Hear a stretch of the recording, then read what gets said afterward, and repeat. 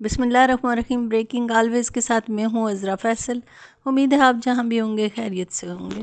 ناظرین، امریکہ کی جانب سے پاکستان سمیت دیگر ممالک کے لیے امداد عارضی طور پر معطل کرنے کا اعلان کئی پہلوؤں سے اہمیت رکھتا ہے۔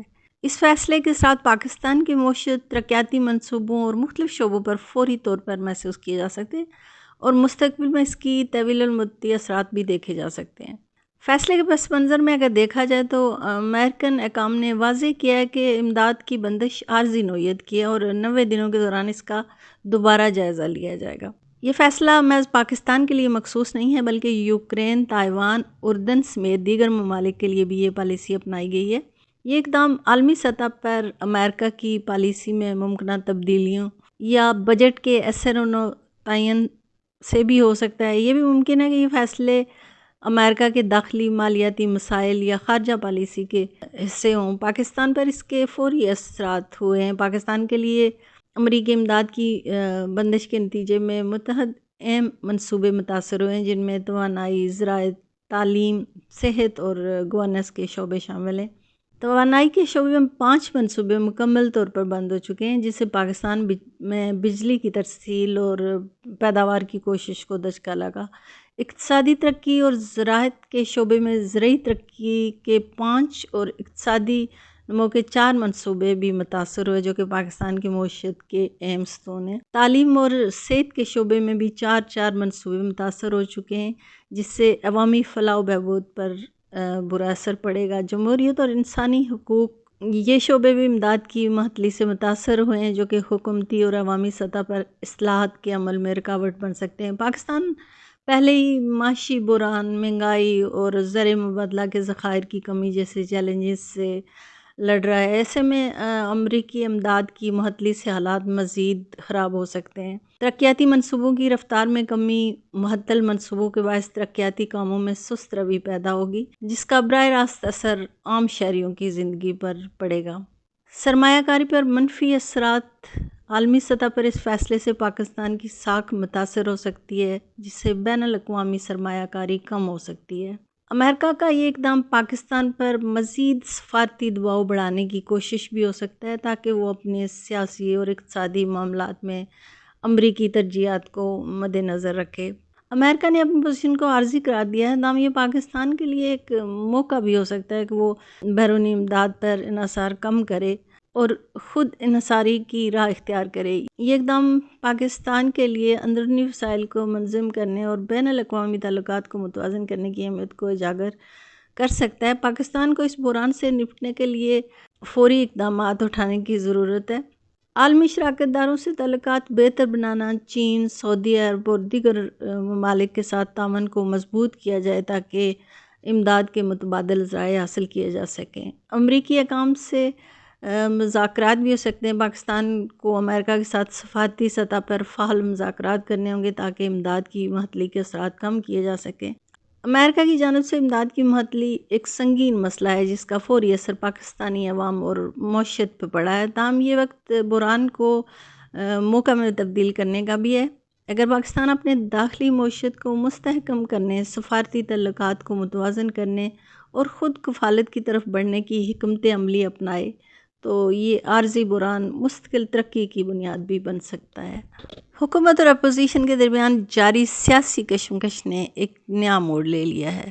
قومی اسمبلی کے اسپیکر سردار ایاز صادق نے حکومت اور پاکستان تحریک انصاف کے درمیان مذاکرات کے خاتمے کا باضابطہ اعلان کر دیا ہے۔ پی ٹی آئی کی جانب سے مذاکرات میں شرکت نہ کرنا ظاہر کرتا ہے کہ اپوزیشن حکومت پر کسی قسم کا اعتماد کرنے کے لیے تیار نہیں ہے۔ مذاکرات کے 3 دور پہلے ہی ہو چکے تھے، لیکن کسی نتیجے پر نہیں پہنچ پائے۔ حکومت کی اتحادی جماعتوں کی کمیٹی اراکین مذاکرات کے لیے ہونے والے اجلاس میں شریک ہوئے، جن میں راجہ پرویز اشرف، رانا ثناء اللہ اسحاق ڈار، خالد مکسی اور اعجاز الحق شامل تھے، لیکن پی ٹی آئی یا اپوزیشن کی جانب سے کسی نے اجلاس میں شرکت نہیں کی، جس پر اجلاس ختم کر دیا گیا۔ اس پر گفتگو کرتے ہوئے اسپیکر قومی اسمبلی نے کہا کہ آج 28 تاریخ ہے اور آج ہی پی ٹی آئی کے مطالبے کا وقت مکمل ہو جاتا ہے۔ ہم نے پی ٹی آئی کو مذاکرات میں شرکت کی درخواست کی تھی، ہم نے ان سے رابطہ بھی کیا اور 45 منٹ تک ویٹ بھی کیا، مگر وہ نہیں آئے۔ ہمیں توقع تھی اپوزیشن اراکین اجلاس میں آئیں گے، اس لیے ہم نے اجلاس میں اپوزیشن ارکان کا انتظار کیا۔ ان کا کہنا ہے کہ کمیٹی کی 3 ملاقاتیں ہو چکی ہیں اور توقع تھی کہ آج بھی وہ آتے، لیکن اب اس کمیٹی کو ان کے بغیر آگے نہیں چلایا جا سکتا۔ حکومتی مذاکراتی کمیٹی برقرار رہے گی کیونکہ مذاکرات سے ہی معاملات آگے بڑھتے ہیں۔ یہ نہیں ہوتا کہ مذاکرات میں پہلے شرائط رکھی جائیں۔ میرا کام تھا ان سب کو اکٹھے بٹھانا، میرے دروازے پھر بھی کھلے ہیں، مذاکراتی کمیٹی کو مکمل طور پر ختم نہیں کر رہے، شاید دوسری طرف سے کوئی بہتری آئے۔ حکومتی مذاکراتی کمیٹی کے ترجمان سینیٹر عرفان صدیقی نے پاکستان تحریک انصاف کی جانب سے مذاکرات میں عدم شرکت پر اپنے رد عمل میں کہا کہ پی ٹی آئی آج کمیٹی اجلاس میں شامل ہوتی تو اپنا جواب ان سے شیئر کرتے۔ پی ٹی آئی کے مطالبے کے مطابق اگر کوئی ترمیم یا تبدیلی کرنی ہے تو وہ بھی کی جا سکتی ہے، لیکن پاکستان تحریک انصاف کے اراکین آج مذاکرات کرنے نہیں آئے۔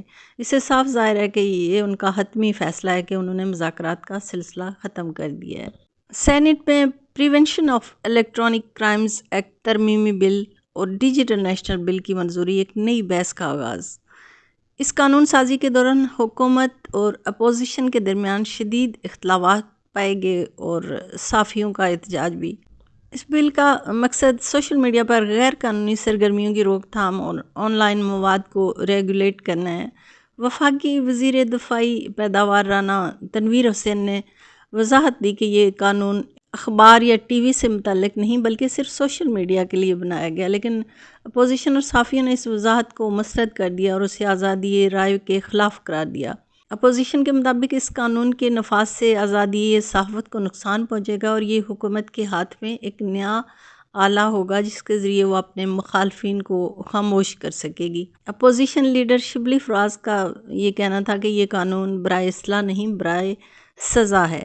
صحافی برادری نے بھی اسے واک آؤٹ کیا کیونکہ وہ اس قانون سے براہ راست متاثر ہونے کا خدشہ رکھتے ہیں۔ ان کا دعویٰ ہے کہ سوشل میڈیا پر کنٹرول کے نام پہ یہ قانون آزادی صحافت اور عوامی رائے کو دبانے کی ایک کوشش ہے۔ حکومت نے اس قانون کو ڈیجیٹل دنیا کی تیز رفتار ترقی کے لیے ضروری قرار دیا۔ ان کا کہنا ہے کہ یہ قانون سوشل میڈیا کے غلط استعمال کو روکنے کے لیے بنایا گیا ہے اور اس سے عام شہریوں کے تحفظ کو یقینی بنایا جائے گا۔ یہ بات حقیقت ہے کہ ڈیجیٹل پلیٹ فارمز کے ذریعے پھیلائی جانے والی غلط معلومات اور نفرت انگیز مواد کے خلاف سخت قوانین کی ضرورت ہے، لیکن اس کے ساتھ ساتھ آزادی اظہار رائے کا احترام نہایت اہم ہے۔ موجودہ بل پر اپوزیشن اور صحافیوں کے بہت سے اعتراضات شامل ہیں۔ اس کے علاوہ بل کی منظوری کے دوران صحافیوں اور اپوزیشن کو اعتماد میں نہ لینا حکومت کی جانب سے جمہوری اصولوں کی خلاف ورزی ہے۔ اس کے منفی اثرات نہ صرف آزادی صحافت پر پڑیں گے بلکہ سیاسی انتشار میں بھی اضافہ ہوگا۔ یہ ایک حساس معاملہ ہے جس کے اثرات لمبی مدت کے لیے ہوں گے، اس لیے حکومت کو چاہیے کہ وہ اس قانون کی خامیوں پر نظر ثانی کرے اور متعلقہ فریقین کے خدشات کو دور کرے۔ آزادی اظہار اور ڈیجیٹل ترقی میں توازن قائم کرنا ایک چیلنج ضرور ہے، لیکن جمہوری اقتدار کو قربان کر کے اس چیلنج سے نپٹنے سے مزید مسائل پیدا ہوں گے۔ اور بیرسٹر سیف نے حکومت پر الزام لگایا ہے کہ وہ فیک نیوز کے بہانے فیک قانون متعارف کروا رہی ہے۔ بیرسٹر سیف نے حکومت کے ساتھ مذاکرات میں عرفان صدیقی جیسے افراد کی شمولیت پر عدم اعتماد کا اظہار کیا۔ ان کا کہنا ہے کہ ایسے افراد پر اعتماد نہیں کیا جا سکتا جو میڈیا یا عدلیہ کے خلاف پہلے سے متنازع فیصلوں میں شامل رہے ہوں۔ سیاسی مذاکرات کے لیے دونوں اطراف کا مخلص ہونا ضروری ہے، لیکن اگر دونوں طرف بدعنمانی کی فضا ہو تو مذاکرات کامیاب ہونے کے امکانات کم ہو جاتے ہیں۔ حکومت کی مذاکراتی کمیٹی کی تشکیل میں غیر جانبدارانہ افراد کو شامل کرنا چاہیے تھا اور حکومت کو پیکا قانون کے تحت صحافی اور میڈیا ہاؤسز کے تحفظات دور کرنے چاہیے۔ اور سابق اسپیکر قومی اسمبلی اور تحریک انصاف کے مرکزی رہنما اسد قیصر نے کہا ہے کہ علی امین گنڈاپور وزیر اعلیٰ رہیں گے۔ اس وقت بڑے چیلنجز ہیں، میرا کسی گروپ سے کوئی تعلق نہیں ہے۔ انہوں نے کہا علی امین گنڈاپور وزیر اعلیٰ رہیں گے، اسے فی الحال کوئی بات نہیں ہے کہ انہیں ہٹایا جا رہا ہے۔